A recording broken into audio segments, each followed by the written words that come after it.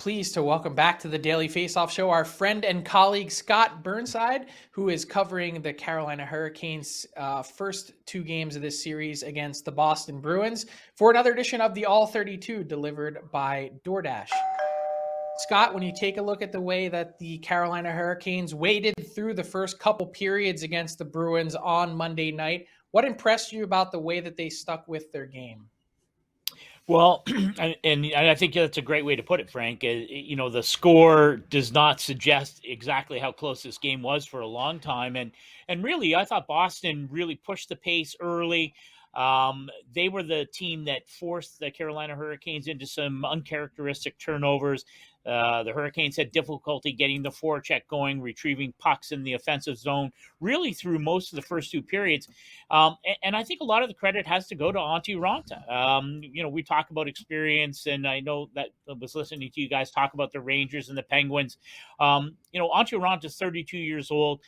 Game one was his first ever NHL playoff start, and the Carolina Hurricanes did look around within their own system what was going to happen before game one. There was discussion about Pyotr Kochetkov, who came up basically out of nowhere and won his first three starts at the end of the regular season. But ultimately, the decision was made to go with Antti Raanta, and he really stood tall when his team wasn't very good through the first two periods. And then the Canes scored two late in the second period to take a 2-0 lead. Seth Jarvis, I don't think he gets enough recognition probably among the rookie set. Like, I'm not suggesting he should win the Calder, but he's had a terrific rookie season. He's now on an 8-game point streak to flex home the first goal of the game and really set the stage for what would turn out to be a 5-1 victory.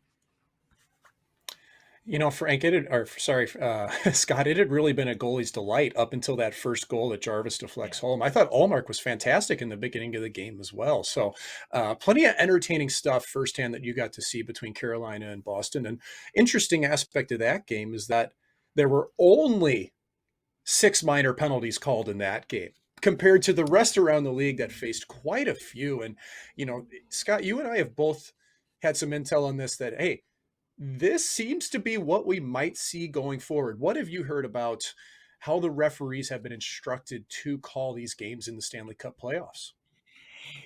Yeah, you mean when are they going to swallow the whistles? I don't know. At some point they will, but no. It was interesting because Frank had reported on this earlier that there had been a conference call with the NHL officials, and the instructions were call the standard. And Gary Bettman, of course, the NHL commissioner, started his playoff tour here at PNC Arena. We had a chance to chat with him in the first intermission about a variety of topics. And one of those, I asked him about the officiating, and as he is wont to do, quickly had some stats at hand that seemed to bear out that there really isn't the kind of change in officiating in playoffs that the common narrative outside the game might have you believe. Now, I think we all understand that the games do get called differently in the playoffs. The games themselves are different. The series, the fact you're playing the same team night after night, and the coaches' adjustments, all those kinds of things means the hockey is different. But I thought it was interesting that Gary Bettman referred to this conference call, referred to reiterating to the officials, call the standard. And I thought this game, was pretty well called. I didn't see a lot of stuff that you're like, well, I don't know, why wouldn't you call that a penalty? Although they did wave off a goal that they called a Carolina goal early that they said was goaltender interference, but there was no penalty. I don't get that part, but that's not really about playoff officiating. But no, it was. I thought I don't think either team had much to complain about vis-a-vis how the game was officiated. The Bruins got to worry about finishing. If they can't finish in a more timely fashion than they did in game one, it's going to be a problem. But we know that they have the talent to do that. 49 minor penalties called, Scott, on the opening night of the playoffs, 18 in Minnesota, St. Louis, 13 in Tampa and Toronto. So one of the other interesting things that Gary Bettman said in your conversation with him during that first intermission was the idea that referees are not here to be your punching bag either.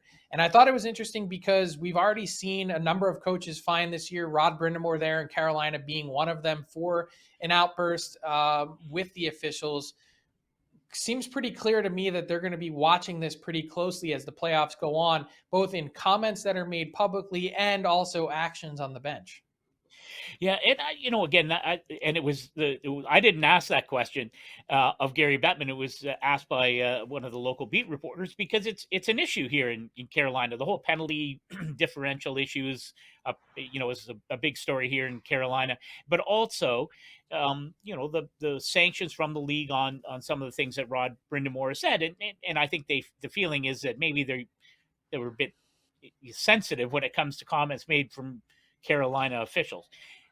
But Gary Bettman's point is, across the board, basically, whether you're talking on ice officials, whether you're talking fines and penalties vis-a-vis Department of Player Safety, whether you're talking about league decisions, you can voice your displeasure as long as it's in the right context. But if you're thinking that you can somehow change the course of a series or plant a seed by complaining about various elements of officiating or supplemental discipline or any of those things, the league's not going to have any of it. And, I think the league has sometimes been a bit ultra sensitive to these kinds of things, but I totally get that you don't want things to degenerate during the playoffs into complaining and moaning and building in excuses.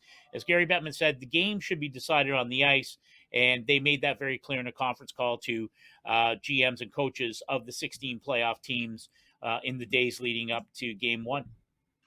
Scott, if they could plant a seed, if Rod Brindamore could do that, perhaps that is a fine that Hurricanes owner Tom Dundon would be certainly willing to pay. So will be interesting to see that and how the officiating evolves over the course of the playoffs. I take Gary Bettman at his point in that there has been an uptick in the average of penalties called in the postseason compared to the regular season, but I would argue that I'm going to take a deeper dive that they're probably pretty skewed towards round one, and especially the first few nights of round one. And that as you move along, rounds 2, 3, and 4, either the players adjust better, or in this case, the referees do, as you hinted, swallow their whistle. I'm interested to take a deeper look at that. That is Scott Burnside live from Raleigh, North Carolina. He will be at Game 2 on Wednesday. Enjoy that, Scott. This has been another edition of the All 32 delivered by DoorDash. You see the promo codes there at the bottom of your screen. DFODD if you're in Canada, DFODDUS if you're in the United States. That gets you 25% off and free delivery on your first order with DoorDash. It's the playoffs, 4 games a night, every night. You don't want to cook. All your favorites and more delivered right to your door by DoorDash.